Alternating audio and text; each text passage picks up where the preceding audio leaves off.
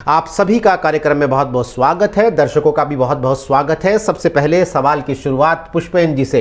पुष्पेन जी, सबसे पहले बड़ा बुनियादी सवाल है, हम इसका माइक्रोस्कोपिक एनालिसिस कार्यक्रम में आगे करेंगे, लेकिन पहला बुनियादी सवाल है कि नीतीश कुमार के चेहरे के साथ जो विपक्षी एकता की एक मुहिम उत्तर प्रदेश में शुरू हुई है बीजेपी को हराने के लिए, उस मुहिम में जयंत चौधरी कहां खड़े हुए हैं और उनकी क्या भूमिका है, कितनी महत्वपूर्ण भूमिका है? जी नमस्कार कुबुल साहब, कुमार अभिषेक साहब, सबको नमस्कार। दर्शकों को मेरा नमस्कार। देखिए, जयंत जिस तरह से एक्टिव है और जिस तरह से वो इस समय कार्यरत है, उसमें पहली बात तो अभी ऐसा कोई संदेह नहीं उत्पन्न होता कि वो अखिलेश से अलग जाएंगे, सपा से अलग जाएंगे। अगर अखिलेश नीतीश के साथ जाते हैं तो वन लाइनर आंसर इज कि जयंत उनके साथ रहेंगे। अभी ऐसा कोई कारण नहीं है कि वो अलग जाए। हाँ, वो निजी तौर पर अपनी पार्टी को खड़ा करने के लिए बहुत प्रयासरत है और पदाधिकारी नई अपनी टीम बना रहे हैं, हर जगह उसका इकाइयों का गठन कर रहे हैं, जगह जगह छोटे बड़े प्रोग्राम लगातार चल रहे हैं, एजेंडा फिक्स कर रहे हैं, चाहे वो अग्निवीर के आंदोलन का रहा हो, किसान आंदोलन के बाद, या और भी कोई मुद्दे आते हैं तो उसमें आगे आते हैं। जैसा आपको याद ही है, आपके हमारी चर्चा हुई थी कि उन्होंने अपने विधायकों से दलित क्षेत्रों में 35% विधायक निधि को खर्च करने का भी कहा था। ये सब इसलिए है कि जब हम आपको याद होगा विधानसभा चुनाव में बात करते थे तो हम लोग इसी पर अटक जाते थे कि जाटों और मुस्लिमों के अलावा उन्हें कौन सा और वोट मिलेगा। तो वो उसी की तैयारी में लगे हैं। और अगर नीतीश भी आते हैं और गठबंधन हो जाता है तो नीतीश की कुछ छवि का, विपक्ष की नई सुरीली तान का जो तान छिड़ी है इस समय, और जो उन पर पिछड़ा वर्ग है, जो कोर वोटर माना जा रहा है बीजेपी का, अगर उसमें सेंध लगती है तो गठबंधन के लिए, यानी कि अगर बसपा साथ नहीं भी होती और सपा, रालोद और नीतीश जेडीयू साथ होते हैं तो बहुत जगह पे हमें गणित बनते और बिगड़ते दिखाई देंगे, और जयंत अभी तक गठबंधन के साथ ही दिखाई देते हैं। पुष्पेंद्र जी, आपका क्या कहना है? हमारे एक दर्शक आकाश कह रहे हैं, मैं सवाल को दोहरा देता हूं, कि अखिलेश यादव के बिना भी अच्छा चुनाव लड़ा जा सकता है अगर जयंत, पल्लवी पटेल, राजभर, कांग्रेस और बीएसपी साथ में आ जाएं। मैंने पूरी बात सुनी भाई नीरज जी, और जो कुमार भाई ने कहा बहुत अच्छा विश्लेषण उन्होंने किया। बस एक बात में पहले मैं उस सवाल पे जा रहा हूं, इसका जवाब जरूर दूंगा। एक अंतर मुझे लगता है, जो अखिलेश अभी अड़े हैं कि भाई कांग्रेस के साथ नहीं करेंगे, ये समय के साथ राजनीति में सब कुछ बदलता है। और जब कांग्रेस से गठबंधन हुआ था उस समय कांग्रेस की बार्गेनिंग पावर अलग थी। आज की तारीख में अगर किसी गठबंधन में यूपी के लोकसभा चुनाव में हम मान लेते हैं कि वो आ भी रही है तो उसकी जो बार्गेनिंग पावर है वो खत्म हो चुकी है। तो अगर वो 2 या 3 सीटों या 4 सीटों या 5 सीटों पर मान जाती है तो अखिलेश को भी लार्जर इंटरेस्ट में शायद इस शर्त को मंजूर करना पड़ जाए। एक स्थिति। दूसरी स्थिति जो आपने बसपा, राजभर, पल्लवी पटेल और जयंत की बताई, कांग्रेस भी उसमें है, वो कयास तो अच्छा है, लेकिन बसपा सबके साथ आएगी, पहला शक है मुझे। और दूसरी बात यह है कि अगर ऐसा गठबंधन होता है तब मुस्लिम कहाँ जाएगा, ये जो है $1 मिलियन क्वेश्चन हो जाएगा कि वो अखिलेश पे जाएगा या बसपा कांग्रेस को अपनी पसंद बनाएगा। क्योंकि बसपा पे कहीं ना कहीं मुस्लिमों का विश्वास कुछ कम हुआ है पिछले दिनों में, हम देखते हैं, तो वो आसानी से उसे मानेगा। और अगर इस तरह का कोई गठबंधन बनता है तो अखिलेश भी रह जाएंगे और विपक्ष की सारी लड़ाई मुझे लगता है बहुत कमजोर हो जाएगी, बहुत ही कमजोर हो जाएगी। माइनस बसपा, अगर आरएलडी और जेडीयू, कांग्रेस, एसपी आते हैं तो ये एक मजबूत सा किला सा दिखाई देता है। जबकि बसपा, राजभर भरोसे के नहीं है, वो पहले ही सॉफ्ट कॉर्नर हो गया है बीजेपी का, उनको जब से गार्ड्स मिले हैं, सारी बातें हुई हैं, तो शक होता जा रहा है सबको अगर मतदाताओं की बात करें। और मुस्लिम मतदाता तो विशेषकर उहापोह में पड़ जाएगा। हालांकि एक थ्योरी रही है कि मुस्लिम वहां वोट डालने की कोशिश करता है जहां उसे लगता है कि ये भारतीय जनता पार्टी को ये उम्मीदवार हरा सकता है। तो दोनों बातें हो सकती हैं और कयास तो कुछ भी मतलब अगर जैसा दर्शक कह रहे हैं तो जरूर उनके मन में ये बात तभी आई होगी जब कहीं चर्चा होती होगी कि ऐसी संभावना पे विचार होता हो। लेकिन मुझे लगता है कि अगर मूर्त रूप कोई गठबंधन लेगा तो नीतीश की पहल, अखिलेश और कांग्रेस भी उसमें किसी ना किसी रूप में साथ में आ जाएगी, ऐसा मुझे लगता है। और जब से ये भारत जोड़ो यात्रा चली है तो कांग्रेस में थोड़ा सा जो उसका वर्कर है वो एनर्जाइज हो गया है, जो उसके सपोर्टर्स हैं वो भी जरा थोड़े से जोश में आ गए हैं। तो मुझे लगता है कि वो गठबंधन ज्यादा वर्क करेगा एज विपक्ष बनिस्बत कि हम पल्लवी पटेल, राजभर, जयंत और कांग्रेस को साथ रखें। ये मेरा अपना मानना है, क्योंकि बसपा पे मुस्लिमों का बहुत भरोसा नहीं है और जब तक मुस्लिम वोट विपक्ष पे एक जगह नहीं जाएगा तब तक लड़ाई तो हो जाएगी पर जीत बड़ी मुश्किल हो जाएगी। जीतने के लिए जरूरी है कि मुस्लिम कंसोलिडेटेड रहें और जैसे 2022 में उन्होंने वोट डाला, जो कि मेरे ख्याल से आज तक इस तरह का कंसोलिडेशन मुस्लिम्स का बहुत रेयर होता है जो हुआ था, अगर ऐसा कंसोलिडेशन नहीं हुआ तो फिर विपक्ष की उम्मीदों पे पानी फिरता दिखाई देगा और उसमें नीतीश के आने से थोड़ी पिछड़ी जातियां आ जाएं। इधर जयंत अपना दायरा बढ़ा रहे हैं, जाट तो वो कहलाते ही हैं लेकिन जाटों के अलावा कुछ और किसान के नाम पे बिरादरी आ जाएं। अभी त्यागी प्रकरण हो चुका है तो दोनों की नजर अखिलेश की और जयंत की थोड़ा त्यागियों की नाराजगी पर भी है कि त्यागी ब्राह्मण आए। तो अगर कांग्रेस साथ होती है तो त्यागी और ब्राह्मणों का, अगर वो नाराज हैं बीजेपी से थोड़े बहुत भी, तो उनका आना मुमकिन है। लेकिन अदरवाइज कांग्रेस अगर गठबंधन में नहीं होती तो त्यागी ब्राह्मण लौट के नाराजगी को भूल के भी बीजेपी पे जा सकता है। ये जमीनी हालात है भाई। दो बात कहना चाहूंगा, आपने जब कुबुल भाई से आप बात कर रहे थे तो आपने सवाल किया था कि जाट उतना नाराज नहीं है जितना तब था, या जो उत्कर्ष आपने शब्द यूज किया था, सही है, देखने में ऐसा लगता है। लेकिन अगर ऐसा होता तो भारतीय जनता पार्टी उपराष्ट्रपति एक जाट को क्यों बनाती और अध्यक्ष एक जाट को क्यों बनाती जो पश्चिम से है? ये सारे सवाल ये हमें ये इशारा करते हैं कि भारतीय जनता पार्टी को अब भी ये लगता है कि जाटों का एक बड़ा हिस्सा जैद के साथ है, अन्यथा ये कोशिश वो ना करते। हाँ, जैसा अभी कबूल भाई कह रहे थे, एक तो उन्होंने जो मुस्लिम मनमानस पढ़कर आए थे लखनऊ से और बताया कि वो कहीं भी जा सकते हैं, तो ये बहुत टेक्निकल बात, टेक्निकल वोटिंग जैसे मुस्लिम करता है, तो अखिलेश को भी इस खतरे का अनुमान होगा।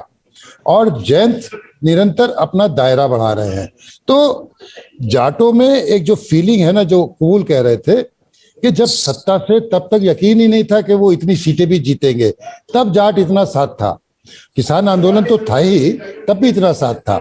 आज की तारीख में भी देखें तो चाहे वो गन्ना बकाया हो, उधर बिजली के जो मीटर लगे, उनको लेके अभी भी अगर हम उसका कोई पैरामीटर होता नाराजगी या खुशी जताने का, तो वो मैं उसे सेम लेवल पे पाता हूं जो 2022 में थी। ऐसा इस सरकार ने अभी भी जाटों के लिए कुछ नहीं किया, सिवाय इसके कि भूपेंद्र को बना देना या उपराष्ट्रपति धनखड़ को बना देना। हाँ, वो भी बात सही है कि मोदी को जब, क्योंकि लोकसभा का चुनाव होगा तो वो मोदी वर्सेस होगा, मोदी की लोकप्रियता किसी भी अन्य नेता से बहुत ज्यादा है।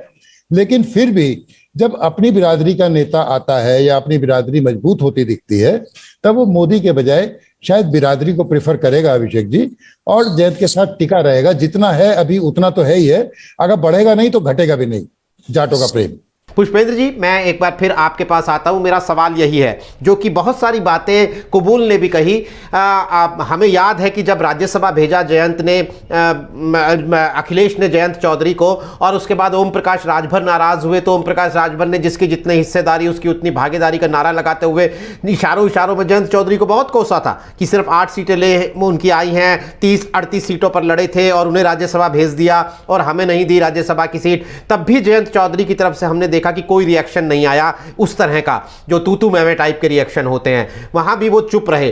तो ये कि आप चूंकि बहुत सालों से जयंत चौधरी की पॉलिटिक्स को और जयंत चौधरी को बहुत नजदीक से देख रहे हैं, क्या आपको लगता है कि जयंत चौधरी का पॉलिटिकल मैच्योरिटी लेवल जो है वो अब काफी बढ़ चुका है, और अगर ऐसा है तो उसकी वजह क्या है? बहुत बढ़िया सवाल नीरज जी। देखिए, समय के साथ साथ आदमी सीखता है, लेकिन जो जज्बा है, कुछ तो डीएनए में आती है राजनीति, तो डीएनए में आई, उसमें कॉम्बिनेशन हो गया विदेश की पढ़ाई का, तो सॉफ्टनेस आ गई और बोल्डनेस आ गई अजीत जी के झटके से, हारने से। 2014 हारे, 2019 हारे। 2019 पे हारने पे क्या कहा था चौधरी जयंत ने? जब कार्यकर्ता निराश होकर पहुंचे तो चौधरी जयंत ने एक ही बात कही थी कि जो हारा नहीं वो जिया ही नहीं। तो जिस आदमी में ऐसा जज्बा हो और जो इतना कूल रह के राजनीति कर रहा है, जैसे अभी कुबुल भाई कह रहे थे कि वो कहीं डायरेक्टली नहीं आते हैं, रिएक्शन सीधा नहीं देते हैं, और इसी खामोशी ने उन्हें राज्यसभा में पहुंचाया बिना कुछ बोले। बैकडोर में जो भी वो करते रहे या जो भी कुछ कहा, वो समय, हालांकि कुबुल भाई और कुमार भाई से शेयर करूंगा, वो समय थोड़ा क्रूशियल था। क्रूशियल इसलिए था कि 8 सीटें तो जीत ही चुके थे। उसके अलावा तब अमित शाह का जो न्योता था कि वो आदमी तो अच्छे हैं पर गलत घर में हैं, वो थोड़ा सा गूंजने लगा था, उसमें बैकग्राउंड में आने लगा था, और ये होने लगा था कि भी अगर जाएंगे तो इधर जाएंगे। और ये भी आप निश्चित मानिए कि अगर राज्यसभा अखिलेश ने उस समय नहीं भेजा होता तो आज शायद आप और हम इस पर बात कर रहे होते कि कहीं जयंत बीजेपी के साथ तो नहीं जाएंगे, जैसा सवाल हम पहले उठाते थे। लेकिन उन्होंने अपने को इस तरह से स्थापित किया है और इस तरह से संवाद कर रहे हैं जयंत कि आपको ये लगता नहीं कि आप एक राजनेता से बात कर रहे हैं। तो ये जो क्वालिटी है, ये जो गुण है, ये गुण उन्हें आगे ले जा रहा है।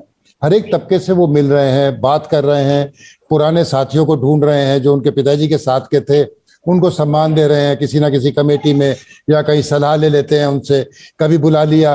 तो यानी कि वो कोई भी रोड़ा जो है ना, कोई no brick should be unfold, वो सारी चीजों को तलाश रहे हैं और बहुत खामोशी से अपना दायरा बढ़ाते जा रहे हैं। मुझे अभी मालूम चला कि मेरठ में भी उन्होंने और मुजफ्फरनगर में भी गाए बगाए ऐसे ही लोगों को फोन कर लिए, आप कैसे हैं, क्या सोचते हैं, क्या सुझाव है, क्या मुद्दा करा जाए।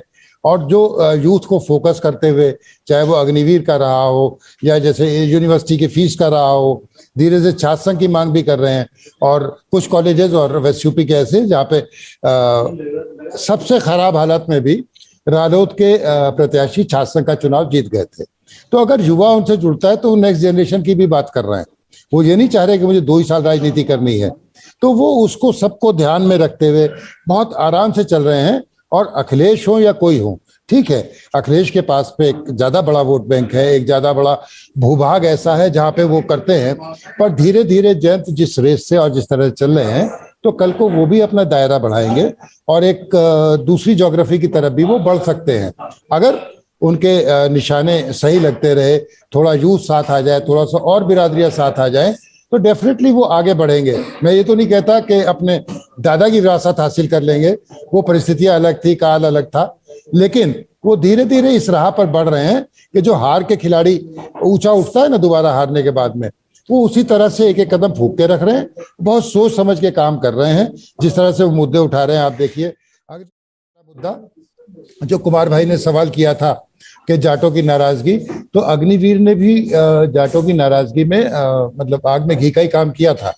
आप अगर देखेंगे इस बेल्ट में तो बहुत से जो ग्रामीण क्षेत्र हैं वहां से जाट सेना में जाते हैं, तैयारी कर रहे थे इतने सालों से, तो उनके मन में थोड़ा रोष है।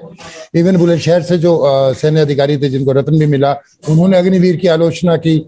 जितने सैन्य अधिकारी हैं, अगर आप बुलंदशहर से मुजफ्फरनगर की तरफ बढ़ते चले जाएंगे तो सैन्य अधिकारियों का वो खुलकर भले ही पर्दे पे और रिकॉर्ड ना बोलें, पर वो संतुष्ट नहीं थे अग्निवीर से। तो ये जो योजना आई है, इन्होंने जाट युवा को भी कहीं ना कहीं जयंत की तरफ मोड़ा है। तो जयंत बहुत अच्छे से चल रहे हैं और ये लंबी पॉलिटिक्स खेलेंगे नीरज जी। मुझे लगता है कि वो समय आने पे अब वो बार्गेनिंग भी सीख गए। पिछली बार तो वो थोड़ा सा धोखा खा गए कि 33 पर मान गए 40 के बजाय, आगे वो मानेंगे नहीं। हालांकि आप देखें तो लोकसभा इलेक्शन के समीकरण अलग हो जाएंगे। अगर आज की बात करने लगे हम और एक भी सीट हम कहते हैं साहब लोक दल अपने दम पे जीत लेगा, तो बहुत मुश्किल है। हाँ, गठबंधन के सहारे वो कुछ सीटों पे अपना दावा कर सकता है और उसकी तैयारी भी वो धीरे धीरे करेंगे। अगर थोड़ा सा उसमें दलित जुड़ जाता है, नीतीश जी का कुछ कुर्मी आ जाता है या कुछ और पिछड़ा वर्ग आ जाता है, दलित मुस्लिम एक साथ आ जाते हैं, तो होगा। खतरा तो अखिलेश के लिए पैदा हो रहे हैं, चाहे वो आजम और शिवपाल की आज की मुलाकात हो या वो शिवपाल के तेवर हो, उधर जैसा अभी कबूल भाई ने कहा था कि ज्यादा महासभा वाली बात, आप देखिए कि कानपुर में सम्मेलन होता है तो मोदी जी उसे वर्चुअली जो है एड्रेस करते हैं। वो मतलब अगर भारतीय जनता पार्टी की सोचे तो वो एक शिवसेना के बराबर एक पैरेलल सपा खड़ा करने की तैयारी वो कर रहे हैं। और अखिलेश देखिए आजमगढ़ हार जाते हैं, सारी बातें हैं, तो अखिलेश को ज्यादा चिंता करनी होगी बजाय जयंत के। जयंत को तो कुछ मिलेगा, अगर खोएंगे तो अखिलेश खोएंगे, अगर गठबंधन में बातों को नहीं मानेंगे, ये मेरे को लगता है। मेरा मानना है, मेरा सवाल भी इसी पर है कि क्या मेरी बातों से इत्तेफाक रखते हैं कि ये ऐसा होगा कि एक और बेशक छोटा हो, वो पुष्पेन जी, वो दो दल छोटे हो लेकिन वो लड़ेंगे नहीं साथ में उस गठबंधन के। और भाई आपने बिल्कुल सही कहा, लेकिन जो मेरा कहना था शिवपाल का और यादव महासभा का, वो बीजेपी की तैयारी को लेकर था। देखिए अगर हम एटा, मैनपुरी, फिरोजाबाद, इटावा, सफाई, जसवंत नगर से लेके कन्नौज की इसकी बेल्ट की बात करते हैं तो बीजेपी का क्या निशाना है? वो शिवपाल को साथ में ले तो क्या होगा? लाभ ये होगा कि वो वहीं पर लड़वाएं और ज्यादा वोट में बंटवारा करा दें ताकि अखिलेश को नुकसान हो। और जो 75 सीट पे फोकस करके 80 में 80 का नारा दे रही है बीजेपी, तो वो इन्हीं बल पे दे रही है। जैसे आपने अभी राजभर का बताया और उसमें सहमत हूं, मैंने भी शुरू में यही कहा कि राजभर पर कितना यकीन करेंगे कि वो बीजेपी के साथ नहीं है, बिल्कुल सही बात है। इसी तरह से बीजेपी सेंधमारी करते हुए 75 का अपना टारगेट वो भी तो रखेगी। और जो आपने कहा कि जिस तरह से आपने वोटों का बताया कि उतनी नाराजगी नहीं है और बीजेपी अभी अपर हैंड पे है, आई डू एग्री। अगर कोई बहुत बड़ा मुद्दा नहीं आता, कोई चमत्कार नहीं हो जाता विपक्ष के लिए, तो ये एक चुनौती तो बनते हैं, लेकिन जीत के समीकरण कितनी सीटें जीतेंगे, कहाँ रह जाएंगे, वो इजी नहीं है, वो इजी नहीं है। आई डू एग्री कुमार भाई। लेकिन ये है कि बीजेपी भी अपनी तरफ से कोई कसर नहीं छोड़ रही कि इनकी वोटों में टूट फूट हो, शिवपाल अलग हो जाए, थोड़ा ज्यादा महासभा को किसी को भरोसा दे दिया जाए उनमें से एमएलसी बनाने का, या आगे से यादवों की ठेकेदारी देने का। ये तो बीजेपी कोशिश करती ही रहेगी। जैसे उन्होंने जयंत के बराबर में खड़ा करने की कोशिश हमेशा संजीव बालियान को की कि जाट नेता बड़े बन जाएं, इधर से भूपेंद्र चौधरी को लाए हैं, और पश्चिम से ही भाई संगठन मंत्री, चलो जाट नहीं है धर्मपाल, लेकिन कोशिश तो पश्चिम पे फोकस ऐसे ही तो नहीं कर रहे। उनकी चिंता तो है, मैं ये मानता हूं कि जाटों की नाराजगी इतनी प्रत्यक्ष नहीं दिखाई दे रही। पर जो मेरा दूसरा तर्क है कि जब सत्ता में आने लगता है रालोद, या जब सत्ता में आने लगते हैं जयंत और अजीत सिंह, तब जाट ज्यादा जुड़ता है। शहरी जाट नहीं जुड़ता, पर आप देहात में जाएंगे तो फिर वो हमारा चौधरी होके वो ज्यादा जुड़ता है कुमार भाई। तो मुझे नहीं लगता कि इस स्थिति में जाटों का 1-आधा% बढ़ ही जाएगा 2022 से, कम होता हुआ मुझे नहीं लग रहा कुमार भाई आज की तारीख में।